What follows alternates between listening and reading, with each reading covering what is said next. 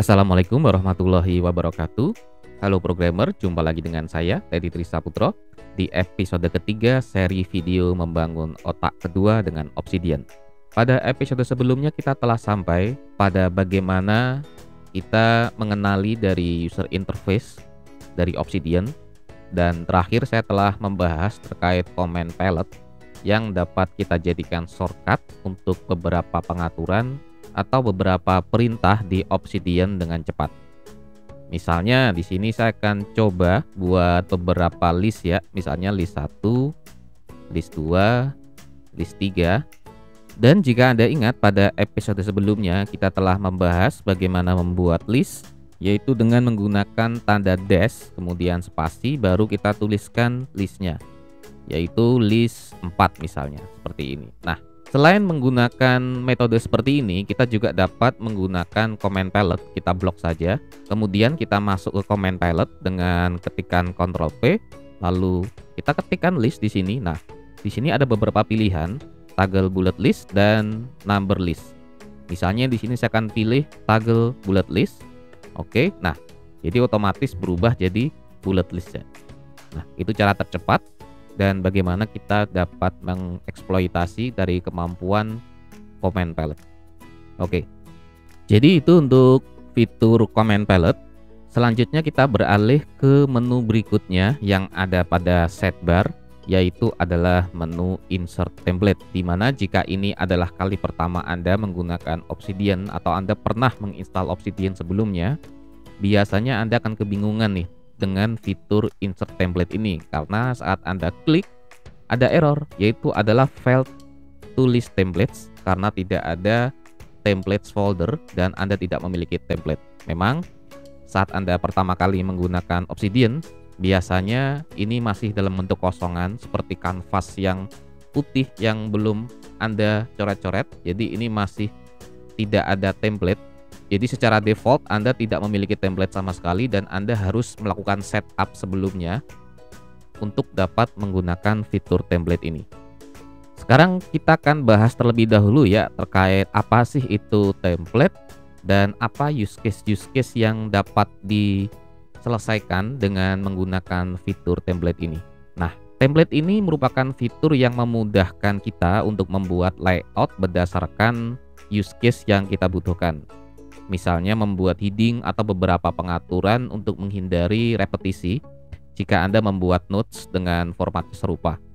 Misalnya katakanlah jika Anda ingin membuat catatan meeting atau kuliah atau mungkin review buku yang biasanya itu ada format-format serupa, jadi daripada Anda mengulang membuat format tersebut, Anda lebih baik membuatnya ke dalam sebuah template, nanti tinggal Anda gunakan template tersebut pada notes Anda. Oke, sekarang kita coba langsung praktekkan ya. Misalnya saya membuat sebuah catatan meeting yang paling sederhana saja. Misalnya di sini adalah minute of meeting, dan biasanya di dalam sebuah minute of meeting kita akan daftarkan dulu siapa saja yang hadir, jadi attendees. Kemudian sini ada listnya, misalnya siapa, bla bla bla bla misalnya. Kemudian meeting detailsnya, misalnya meeting details di sini. Oke, lalu Anda tuliskan detailnya apa saja, misalnya topik. Nah, ini saya buat cetak tebal. Lalu selanjutnya ada locationnya di mana, kemudian tanggal, lalu duration. Nah, seperti ini misalnya ya, sederhana dulu. Cetak tebal, cetak tebal. Oke, kita taruh seperti ini. Oke, kemudian agenda. Kita buat agenda. Agendanya apa? Kita tuliskan di sini. Lalu selanjutnya notesnya apa yang perlu diingat, dan actionnya, action dari meeting tersebut, keputusan dari meeting yang harus ditindaklanjuti.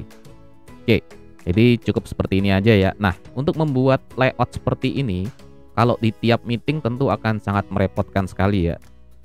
Bayangkan jika kita sehari ada 3 meeting atau 4 meeting dan Anda harus membuat heading seperti ini secara berulang-ulang. Ini yang paling sederhana ya. Nanti kalau mungkin pada kasus yang lebih rumit lagi, bisa saja layoutnya tidak seperti ini dan mungkin lebih kompleks lagi, dan itu cukup sangat menyita waktu. Nah, solusinya adalah dengan menggunakan template. Misalnya katakanlah saya ingin membuat notes kita ini itu menjadi template. Katakanlah di sini attendees-nya saya ganti ya. insert attendees here, misalnya seperti ini biar lebih generik. Kemudian agendanya, agenda here, kemudian notes dan action. Oke, seperti ini saja. Untuk membuat template, terlebih dahulu saya akan buat sebuah direktori khusus yang berguna untuk menyimpan templates. Jadi saya akan buat direktorinya di sini dan saya ketikkan misalnya templates dan saya akan masukkan notes minute of meeting saya ini ke dalam folder templates. Oke, sekarang notes minute of meeting saya sudah di dalam direktori templates. Berikutnya kita buka pengaturan atau setting dari Obsidian dan kita masuk ke bagian template dan kita atur di sini template folder location-nya yaitu adalah templates. Oke. Kemudian kita close. Nah, sekarang fitur template sudah dapat kita gunakan. Bagaimana cara menggunakannya? Saya akan buat sebuah notes baru di sini misalnya Ctrl N. Oke. Lalu katakanlah saya ingin membuat meeting terkait sprint review ya. Jadi misalnya sprint review meeting misalnya seperti ini ya. Sprint 1 misalnya. Oke. Nah, untuk memasukkan template ke dalam catatan sprint 1 review meeting saya ini, maka Anda dapat klik menu insert template di sini. Nah, sini baru muncul ya pilihannya. Minute of meeting kita dapat pilih. Nah, jadi otomatis templatenya langsung masuk ke dalam notes kita. Jadi seperti itu cara penggunaan yang paling sederhana use case-nya. Nanti akan ada banyak use case. Nanti akan kita bahas lebih detail ya terkait template ini di episode berikutnya. Tapi untuk sekarang, untuk gambaran singkat seperti ini dulu. Dan sekarang kita beralih ke menu berikutnya yang ada di sidebar, yaitu adalah Daily Notes. Di mana fitur Daily Notes ini adalah fitur journaling ya. Jadi mirip seperti diary yang dapat digunakan untuk menulis catatan terkait keseharian kita. Dan jika Anda sekarang bingung ingin menggunakan Obsidian untuk menulis apa, saran saya mulailah dengan menggunakan fitur Daily Notes ini. Apa yang dapat ditulis di Daily Notes ini sepenuhnya itu tergantung pada Anda ya. Jadi misalnya Anda dapat menuliskan terkait rencana harian Anda misalnya, atau bisa juga menuliskan ide atau catatan random yang Anda ingat, mungkin kutipan-kutipan buku atau kutipan film, dan Anda belum tahu nih ingin memasukkan kutipan-kutipan itu kemana. Nah, Anda dapat menuliskannya ke dalam Daily Notes untuk sementara. Mungkin setelah terkumpul banyak baru dapat Anda pindahkan ke notes yang lain. Oke, jadi kita mulai saja ya untuk bagaimana cara menggunakan Daily Notes. Jadi tinggal kita klik saja di sini Open Today Daily Notes dan di sini langsung terbuka sebuah notes baru dengan nama note yang merupakan tahun, bulan, dan tanggal dari kapan notes itu dibuat. Jadi di sini kita dapat menuliskan catatan harian kita untuk katakanlah hari ini. Kebetulan ini di bulan 5 tanggal 8. Jadi saya akan menuliskan misalnya catatan harian saya ya, misalnya tentang aktivitas hari ini katakanlah. Jadi kita bisa buatkan katakanlah seperti ini. Jadi jam 5 saya rencananya ingin lari pagi misalnya. Kemudian selanjutnya jam 6 baca buku misalnya Second Brain. Lalu di jam 7 siap-siap berangkat ke kantor, dan jam 10 misalnya meeting dengan calon klien, katakanlah seperti ini ya. Kita buat simpel saja. Jadi ini salah satu use case di mana saya menuliskan rencana kegiatan saya hari ini. Lalu apa use case lain yang dapat digunakan atau dapat diselesaikan dengan menggunakan Daily Note ini? Misalnya Anda dapat menggunakan Daily Note ini untuk keperluan katakanlah menuliskan ide-ide Anda yang muncul secara tiba-tiba. Katakanlah Anda sudah memikirkan sejak lama nih solusi dari suatu bug di software yang Anda buat. Lalu Anda baru kepikiran solusinya sekarang. Maka Anda dapat tuliskan di sini misalnya terkait pekerjaan ya. Katakanlah terkait bug nomor 72 misalnya. Coba ganti ke algoritma X, katakanlah seperti ini. Nah, Anda dapat menggantinya, ini formatnya menjadi task list dengan ketikan Ctrl L, maka dia berubah menjadi task list ya. Nanti kalau Anda sudah selesai mengerjakannya, Anda bisa cek seperti ini. Kemudian katakanlah Anda ingin membuat link atau membuat tautan agar ketika saya mengklik bug 72 ini, dia langsung berpindah ke notes yang lain. Nanti ini akan kita bahas ya lebih detail terkait bagaimana cara membuat link atau tautan. Tapi sekarang sebagai dasar, misalnya untuk membuat link kita dapat gunakan tanda siku 2 kali. Jadi link itu ada 2 jenis ya. Yang pertama link atau tautan internal, yang kedua adalah tautan eksternal. Nah, tautan internal adalah tautan yang nantinya akan mengarah ke nodes yang lain yang ada di dalam Obsidian. Sedangkan tautan eksternal itu nanti akan mengarah ke website atau sebuah situs yang ada di internet. Sekarang saya akan bahas terlebih dahulu ya terkait tautan internal. Misalnya saya ingin membuat kata bug 72 ini menjadi tautan internal, maka saya cukup blok saja. Lalu kemudian ketikkan tanda siku 2 kali, siku buka seperti ini. Dia langsung berubah menjadi link di sini. Dapat Anda lihat sudah berubah warnanya ya menjadi biru dan ada underline-nya. Kebetulan terkait bug 72 ini saya belum membuat notes-nya. Kelebihan yang ada pada Obsidian, meskipun saya belum membuat notes-nya, namun ketika saya telah membuatkan link ini dan saya klik link-nya, maka otomatis Obsidian akan membuatkan notes untuk bug 72 ini. Misalnya saya akan klik, oke seperti ini. Nah, di sini otomatis muncul notes baru, yaitu notes bug 72. Katakanlah di sini saya tuliskan penjelasan terkait bug 72. Bug yang menyebabkan login tidak dapat menggunakan akun Gmail katakanlah. Lalu misalnya saya ingin membuat direktori khusus untuk bugs, saya buatkan dulu dan saya akan pindahkan seperti ini. Oke. Nah, maka selanjutnya jika saya ingin mengklik bug 72, dia akan langsung berpindah ke direktori bugs/bug 72. Jadi seperti itu ya cara organize dari notes yang ada pada Obsidian. Sekarang kita berpindah ke menu lain yang ada di sidebar. Tadi saya sudah membahas terkait daily notes dan use case yang sederhana seperti apa. Sekarang saya akan berpindah ke menu baru yang ada pada sidebar, yaitu New Canvas. Oke, seperti ini.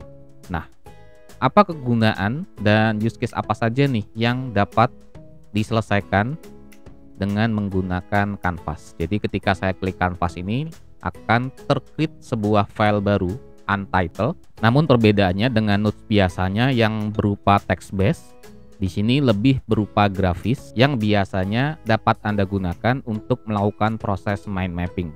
Jadi jika Anda pernah melihat serial detektif atau film tentang polisi yang ingin menyelesaikan suatu kasus, maka biasanya Anda akan melihat sebuah adegan di mana tokoh utamanya yang merupakan seorang detektif atau polisi itu menancapkan foto-foto dari tersangka, saksi, atau siapapun yang terlibat ke dalam suatu dinding atau papan. Kadang informasi lain seperti potongan-potongan surat kabar itu juga ditempelkan di dinding tersebut. Nah, itu biasanya disebut sebagai evidence board atau kadang-kadang ada yang menyebutnya sebagai crazy wall. Saya tidak tahu ya apakah di dunia nyata seorang polisi atau detektif benar-benar menggunakan hal seperti itu. Namun menurut saya itu adalah salah satu contoh implementasi sederhana dari mind mapping yang membantu otak kita untuk bekerja mengaitkan antara satu informasi dengan informasi yang lain. Hal yang serupa juga dapat kita implementasikan pada Canvas yang ada di Obsidian ini. Misalnya katakanlah, saya akan buat terlebih dahulu sebuah notes yang terkait dengan pembahasan saya di episode pertama. Misalnya terkait influence of tools. Kemudian selanjutnya di sini saya akan tuliskan sebuah informasi. Studi di tahun 2004 ketika primata dan manusia secara konsisten menggunakan alat eksternal untuk memperluas jangkauan mereka, maka jaringan syaraf tertentu yang ada di otak akan mengubah peta tubuh dengan menjadikan alat tersebut sebagai bagian dari tubuhnya. Misalnya seperti ini. Lalu berikutnya saya akan buat satu notes lagi terkait how your brain works. Oke. Misalnya di sini saya akan tuliskan fakta terkait semakin banyak sambungan syaraf menunjukkan semakin banyak orang tersebut belajar. Jika Anda mempelajari sesuatu yang baru, maka sebuah koneksi syaraf akan terbentuk. Kedua sel syaraf akan terhubung jika mendapatkan stimulus dari tubuh. Misalnya belajar, membaca buku, dan lain-lain seperti ini. Oke, jadi ini salah satu contoh di mana saya telah membuat dua notes.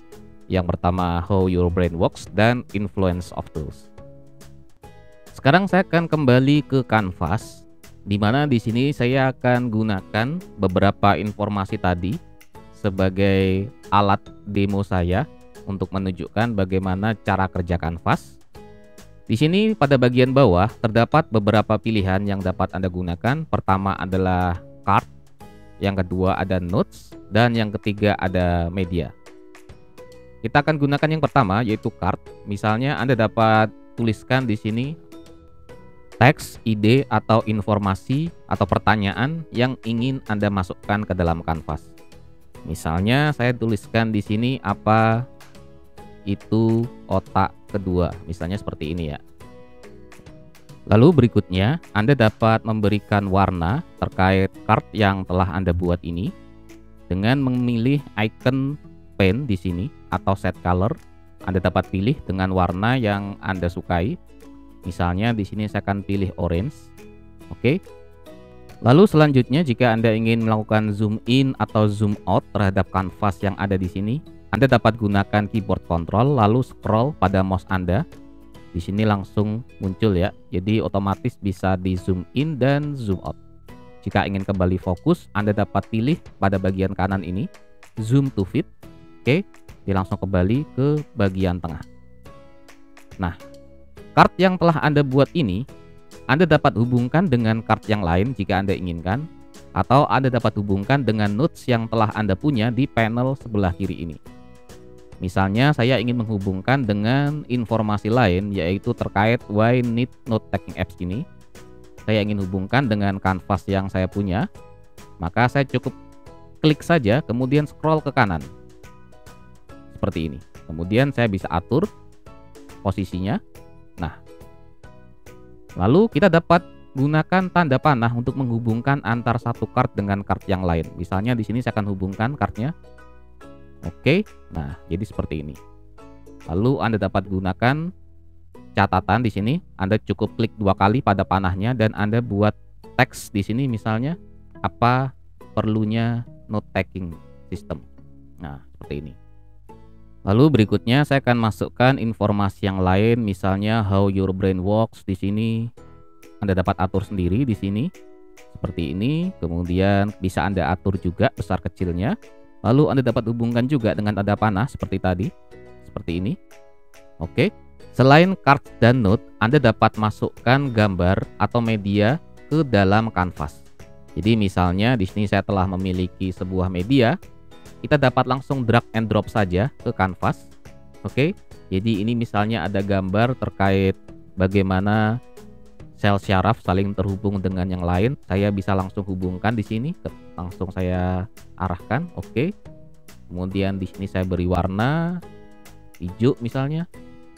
Lalu jika Anda ingin memfokuskan ke suatu card, Anda dapat gunakan tanda loop di sini untuk melakukan zoom to selection. Oke, dia langsung otomatis zoom ke card yang kita pilih.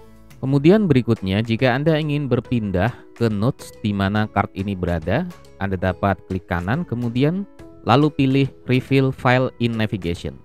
Nah, di sini baru muncul ya bahwa kita mengambil dari catatan ini. Kita tinggal klik saja untuk berpindah ke catatan yang dimaksud. Jadi seperti itu prinsip kerja dari kanvas yang ada pada Obsidian. Kurang lebih berguna untuk membantu kita dalam melakukan mind mapping. Untuk beberapa fitur yang lain seperti grouping dan juga menambahkan web page di dalam kanvas, Anda dapat explore sendiri ya. Oke. Sekarang saya akan beralih ke menu berikutnya yang ada pada sidebar, yaitu adalah Grab View. Jika kita buka di sini untuk Grab View, dia menunjukkan keterhubungan antara satu ide dengan ide yang lain atau antara satu notes dengan notes yang lain. Misalnya di sini kita dapat melihat antara keterkaitan antara catatan daily notes saya dengan bug 72. Sedangkan untuk notes yang lain di sini ini masih berdiri sendiri ya, antara influence of tools dan why need note taking apps di sini masih berdiri sendiri.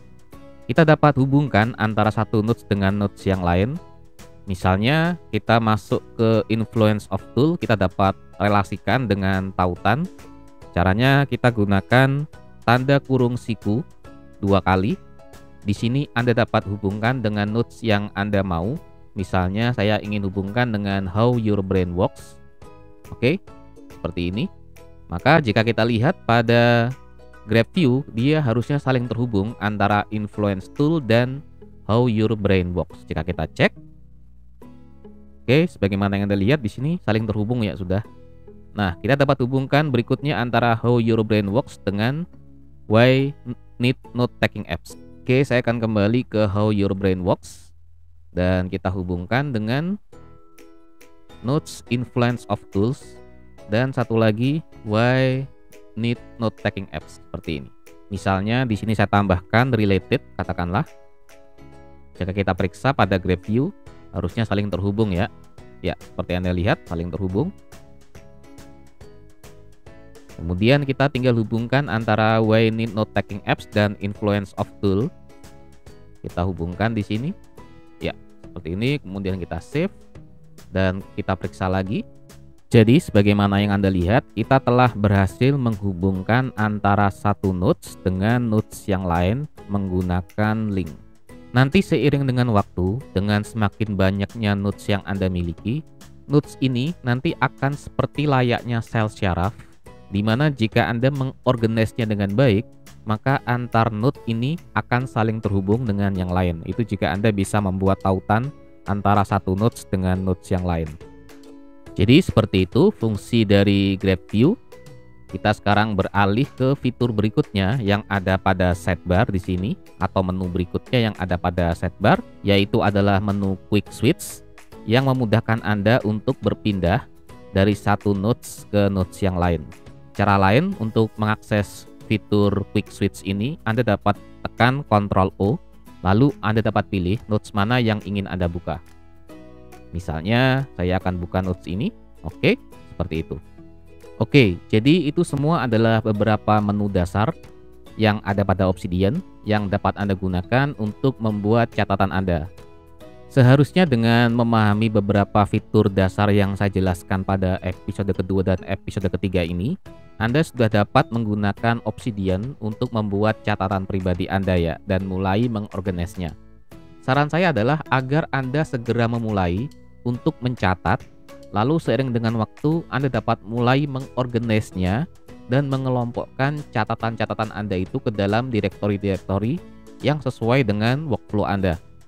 Nanti pada episode selanjutnya kita akan coba lagi untuk mengulas beberapa formatting yang lebih advance dan bagaimana menggunakan tautan hingga fitur tagging yang ada pada Obsidian. Nanti akan kita bahas di episode keempat. Namun untuk sekarang di episode ketiga ini saya cukupkan terlebih dahulu. Saya Teddy Trisaputro, pamit undur diri dulu. Wassalamualaikum warahmatullahi wabarakatuh.